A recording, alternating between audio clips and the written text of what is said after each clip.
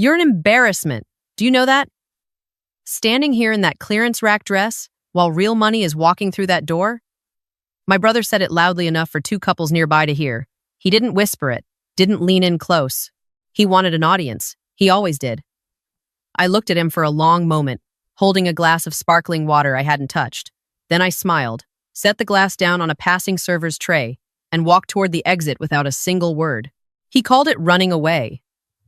He told our parents later that I had stormed off like a child because I couldn't handle being in a room with successful people. He laughed about it over dinner, and from what my mother told me weeks later, our father laughed too. What none of them knew was that I hadn't left. I had stepped into the parking garage, sat in my car for 11 minutes reviewing a file on my laptop, and then walked back inside through the service entrance. I had a job to do, and my brother had just given me every reason to do it thoroughly. Have you ever been the invisible one in your family? The one who exists mostly as a contrast to make someone else look brighter? Tell me in the comments. I want to hear your story. My name doesn't matter much to this story. What matters is that I'm 31 years old. I live alone in a 2-bedroom apartment. I own outright in a mid-sized city in the South. And for as long as I can remember, I have been the family's quiet footnote. The girl who did everything right and got very little credit for it. My brother was 3 years older, 6 inches taller, and about 1,000% louder. From the time he was 17 and sold his first used car for a $300 profit, my parents had decided he was a genius. By the time he was 25 and had flipped 2 houses in a hot market, they had decided he was a visionary. By the time he was 32 and running what he called a private real estate investment collective, they had decided he was their retirement plan. That last part is what broke something in me when I found out. I had worked hard for quiet things. I put myself through college on scholarships and a part-time job at a title company, which turned out to be one of those accidents that changes the direction of your whole life. The title company introduced me to property records, chain of title, and the particular way that money moved through real estate transactions. I was good at seeing patterns. I was good at noticing when a number didn't belong. After college, I took a state exam, then another, then another. I spent 4 years at an accounting firm before I was recruited into a position I don't broadcast at family dinners. I work for the Financial Crimes Unit of the State Securities Division. My job is to find fraud before it destroys people who can't afford to be destroyed. My parents never really understood what I did. My mother told people I worked for the government the same way you might apologize for something. My brother called me a paper pusher and a drone and, on one memorable Thanksgiving, a professional buzzkill. He said it to laughs. I ate my sweet potato casserole and said nothing. I had learned early that silence in our family was either a sign of weakness or a sign that you were already 3 moves ahead. I preferred to let them decide which one it was. The investment collective my brother had been building for 2 years was called Cornerstone Capital Group. He had business cards with embossed lettering, a website with professional photography, and a pitch deck that our father had described to me as, and I quote, "the most impressive thing I've ever seen in my life." He was raising money from private investors to fund residential development deals, promising quarterly returns between 12 and 18%. He had a rented office on the 14th floor of a downtown building, a leased Range Rover, and a wardrobe that cost more than most people's monthly mortgage payment. I knew about all of this the way family members know things, in pieces, through comments at holidays and group texts I wasn't always included in. What I didn't know, until 6 weeks before the gala, was that our parents had given him $220,000. I found out the way I find out a lot of things. I was running a property record search for a separate investigation when my parents' address came up as part of a cross-reference. I almost scrolled past it. Then something made me stop. A deed of trust had been recorded 3 months earlier. My parents had taken out a home equity loan against a house they had owned free and clear for 9 years. The proceeds had been transferred, according to the accompanying wire authorization I pulled through legal channels, to an account belonging to Cornerstone Capital Group, LLC. I sat at my desk for a long time after that. Not because I was surprised exactly. I had been afraid of something like this for years, the way you're afraid of a diagnosis you've been half expecting. I was still because I was doing math. $220,000 was more than half of what my parents would realistically have to live on in retirement. My father was 64. My mother was 62. They were not people with a cushion. They were people who had worked steadily and saved carefully and owned their home and thought that was enough. They had handed the bulk of it to my brother because they believed in him the way believers believe in something they've chosen not to question. I did not call my mother. I did not call my brother. I closed the property record window, opened a new file on my secure drive, and I started a document I labeled with a case number and a date. The gala was my brother's idea of a coming-out party. He had been planning it for months, a high-end investor event at a venue downtown called the Harrington, a converted warehouse space with exposed brick and Edison bulbs and a catering team that charged per canep. He had rented it for one Saturday evening and invited 63 people, most of them existing investors, some of them prospects. The whole thing was designed around a single announcement: the launch of Cornerstone's second fund, targeting $5 million in new capital. He had hired a PR firm to send out press materials. He had commissioned a short video to play on a screen behind the bar. He had also, as I learned through a conversation I was not meant to hear, specifically not invited me until our mother pressured him to. She told him it would look strange if his own sister wasn't there. He told her I would make it weird. She told him to send me an invitation anyway. He sent me a text that said, "Mom says you should come to the thing on the 14th. Dress nice." I dressed nice. In the 6 weeks between the night I found my parents' deed of trust and the night of the gala, I did not sleep well. I worked early mornings and late evenings at the office, pulling files, running cross-references, and building what my supervisor called a picture and what I called the truth. I had been careful to route my investigation through proper channels from the beginning, filing an internal disclosure the same night I found the connection to my parents, flagging the conflict of interest, and requesting assignment of a co-lead.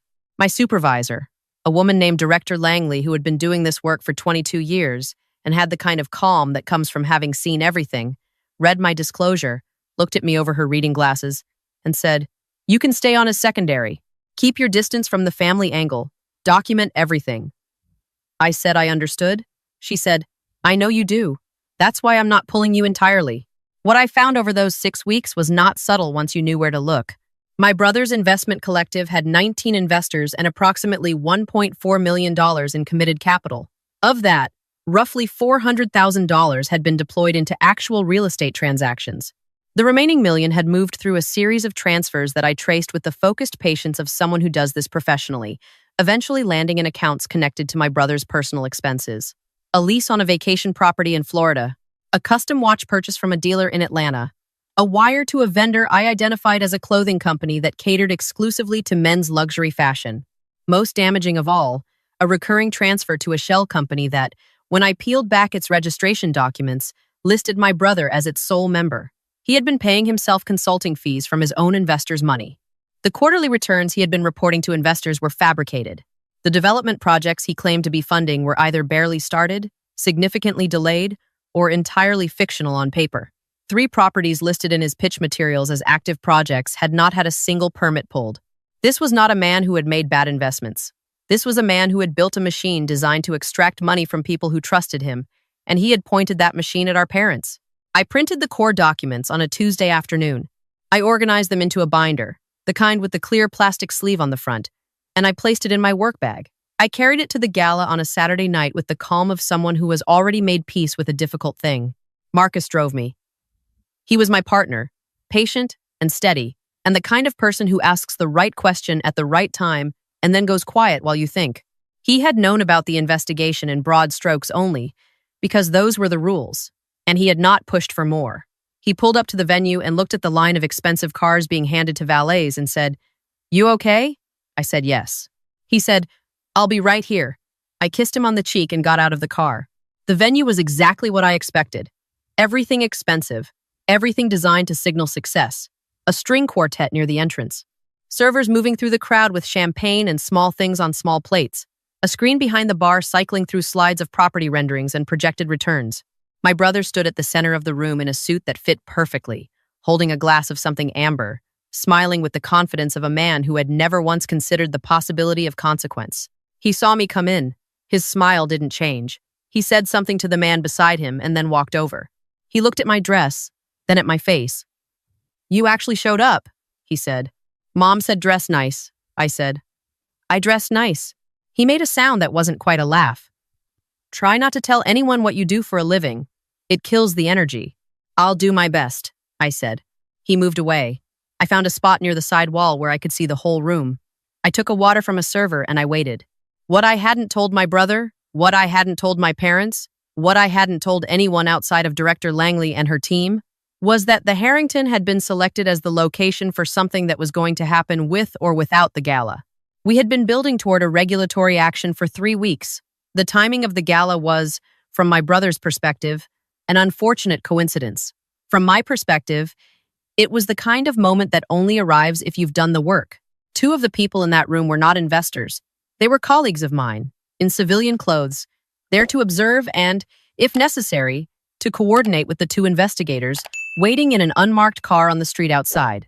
Director Langley had approved the operation on a Thursday morning with the same expression she used for all decisions, which was to say no particular expression at all. She had reviewed the full binder. She had made 2 phone calls. She had said, "Saturday works." My parents arrived at 8:15. My mother had worn the blue dress she kept for occasions she considered important. My father had his good blazer on, the charcoal one he'd bought for my college graduation and worn to every significant event since. They came in looking proud, the way parents look when they believe they are watching something they helped build. My mother found me near the wall and hugged me and said my brother looked so handsome, didn't he? I said he did. My father shook my hand, which was how he expressed affection, and said, "Glad you could make it." I said I was glad too. I meant it in a different way than he understood. At 8:45, my brother moved to a small, raised platform at the front of the room. The string quartet stopped. Someone dimmed the light slightly. The screen behind him switched to a slide that read, "Cornerstone Capital Group, Fund 2, in large silver letters. He took the microphone, and he smiled and he began to speak. He was good at it, I will give him that. He had the cadence of someone who had practiced and the confidence of someone who hadn't considered failure. He talked about vision and momentum and the opportunity in front of them. He talked about the deals already in progress and the returns already delivered. He talked about his investors as partners, about trust as the foundation of everything they were building together. My mother was nodding along near the back of the room. My father had his arms crossed and his chin up, the posture of a man watching his investment perform. My brother introduced the second fund. He described the target raise of $5 million. He said he expected it to be oversubscribed within 60 days. He said, "And this is the part I will remember for a long time. Everything I have built is built on one thing: integrity. You cannot put a number on that." The room applauded. Director Langley stepped through the side entrance at 8:53.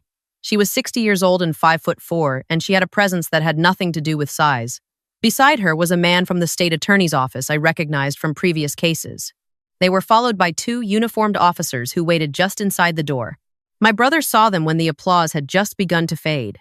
I watched his face make the journey from confusion to recognition to something that wasn't quite fear yet but was moving in that direction. He looked at Director Langley. He looked at me. I was still standing against the wall, holding my water glass, looking back at him. Director Langley did not take the microphone dramatically. She walked to the edge of the platform and spoke in the even, carrying voice she used for professional settings. She identified herself and her office. She said that the event would need to pause. She said that all investors present should remain calm, and that they would be provided with contact information for the Securities Division's Investor Assistance line before they left the building. She said that Cornerstone Capital Group was the subject of an active fraud investigation, and that its principals were not authorized to solicit new investment pending the outcome of that investigation. The room went very quiet in the way that rooms go quiet when something real enters them. My brother stepped down from the platform. He did not do it gracefully. He said something I won't repeat here, something directed at Director Langley, and at the room in general, and at the concept of the situation he found himself in. He said it loudly. He gestured. He pointed. 2 of his investors took steps back. The man he had been speaking to when I arrived looked at the floor. Then he pointed at me. He said, "She set this up. She's had it out for me her entire life. This is personal." Director Langley said, "Sir," in a tone that meant stop. He said, "She's my sister. Ask anyone in this room. She has always been jealous. This is what jealous looks like." I said nothing. I had prepared for this, not by rehearsing a response, but by accepting that there would be nothing I needed to say. The binder in my bag was the only statement I intended to make. My father was across the room, and I could see him from where I stood. I watched his face work through something I don't have a clean word for. Not shock, exactly. Something slower and more complicated. He looked at the officers near the door. He looked at my brother. He looked at me. I didn't look away from him. I wanted him to see my face clearly. Not angry, not satisfied, just present. Just the same face I'd always had. The one that had been in every room he'd been in for 31 years. The one he had looked past so many times. My mother made a sound from across the room that I heard over everything else. It wasn't a word. It was the sound of something collapsing. My brother was not arrested that night. That is not how these things work. What happened was that the operation proceeded according to its documentation. Investors were provided with information about the case and about their potential recovery options, and my brother was formally served with notice of the regulatory action and informed that a criminal referral had been made to the state attorney's office. The actual warrant came 11 days later, on a Tuesday morning, at his rented office. I was not there for it. That part was not my job. What was my job, in the weeks that followed, was to keep doing the work I had already been doing, building the evidentiary record, coordinating with the attorneys, processing the documentation that would eventually support a restitution process for the investors. There were 19 of them. I knew each file by its case number. My parents' file had a note in the margin that said, "Conflict of interest, secondary review, per Director Langley's protocol." The note was in my handwriting. I went to see my parents on a Sunday afternoon, about 3 weeks after the gala. I drove to the house I had grown up in, the house that now had a lien against it, and I sat at the kitchen table where I had done homework and eaten cereal and been told, in various ways, that I was not the important one. My mother made coffee. My father sat across from me with his hands flat on the table. I did not say "I told you so." I did not have a speech prepared. I had one piece of information I needed to give them, and I gave it carefully. I told them that the restitution process would likely take between 18 months and 3 years to complete. I told them that the amount recovered would depend on the total assets that could be located and liquidated. I told them that I had connected them with a nonprofit credit counseling service that specialized in financial recovery for older adults, and that the counselor's name was written on the piece of paper I slid across the table. My mother picked up the paper. She looked at it for a long time. Then she looked at me and said, "Why would you help us?" I thought about that question on the drive home. I thought about the Friday envelopes I had handed my father at 16. I thought about the car they had given my brother. I thought about every holiday and every graduation and every moment where the room had faced one direction and I had been in a different one. I thought about my mother's blue dress and my father's charcoal blazer and the way they had stood in that venue looking proud of something that was already burning underneath them. I helped them because they were my parents and because even complicated love doesn't stop being love. I helped them because they were 64 and 62 with a lien on their house and a hollow space where their retirement used to be. I helped them because the alternative, walking away and calling it justice, felt less like justice and more like the same impulse that had damaged all of us in different ways. The impulse to decide who deserved what and let that decision be the end of the story. My brother's case resolved 18 months later with a guilty plea to securities fraud and a separate charge of wire fraud. The sentence was 4 years. The court-ordered restitution covered approximately 62 cents on the dollar for the investors, which is better than these cases often produce. My parents' share of the restitution, combined with a modified payment plan on their equity loan negotiated by the credit counselor, meant they did not lose the house. It was a thin margin, thinner than anyone would have chosen. Marcus and I got married 8 months after the gala, at a small venue outside the city with 41 guests. My parents came. My mother cried. My father gave a toast that was short and genuine, and included one sentence I had not expected. "She has always been the strongest person in this family. We just didn't always know how to say it." He looked at me when he said it. I let him hold the moment. I didn't need to fill it with anything. My brother was not there. He sent a card from the facility where he was serving his sentence. The card had a generic landscape on the front, a mountain, and some trees. Inside, in his handwriting, he had written, "Congratulations. I mean it." Nothing else. I put the card in a drawer. I haven't thrown it away. I haven't decided what to do with it yet. Maybe that's all right. Some things don't need a clean ending to be real. The Harrington venue, by the way, had no idea what was coming that night. I felt a little bad for the catering team, honestly. The canapes were very good. What I know now, in a way I couldn't have articulated at 20 or 25, is that the most dangerous thing a family can do is choose one person to carry all the hope and another person to carry all the doubt. The hope becomes a weight the chosen one can't hold, and the doubt becomes armor the other one learns to wear. My brother didn't fail because he was bad, although some of what he did was genuinely bad. He failed because he had been told for so long that he was exceptional, that he stopped believing the rules applied to him. My parents didn't lose their savings because they were foolish. They lost them because they had spent decades investing emotionally in a story. And And when the opportunity came to invest financially, they didn't know how to stop. I was the mirror that made the story harder to believe. That's why I spent so many years being asked to stand somewhere else. But mirrors don't stop being mirrors just because someone turns them to the wall. The truth is still the same shape. It just waits. If you've ever been the one in your family who was asked to be smaller so someone else could seem bigger, I want you to know something. The skills you built surviving that, the patience, the precision, the ability to work quietly towards something without needing applause, those are not consolation prizes. They are the real thing. Hold on to them, use them carefully, and don't be surprised when, one day, the room finally turns and you're the one still standing. I read every comment. Tell me below if any part of this felt like your story too.